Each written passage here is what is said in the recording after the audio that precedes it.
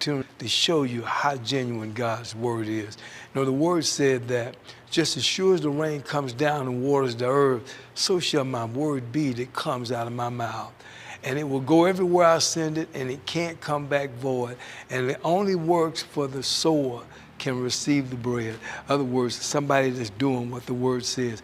I had a lady friend of mine call me and said that her mother had passed out while she was paying a bill, and that the rescue squad was taking her to the hospital, and she wanted to call her pastor for him to pray with her.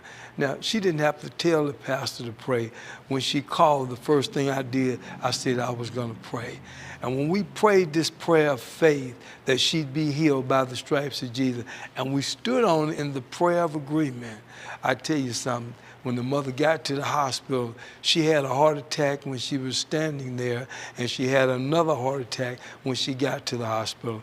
And she's 81 years old. And if I tell you that God heard us before we called and answered before we finished the call, that she walked out of that hospital 3 days later, healed by the stripes of Jesus. I want you to know something, because this is a testimony for somebody out there that may be going through something or may face a situation where somebody in your family gets sick.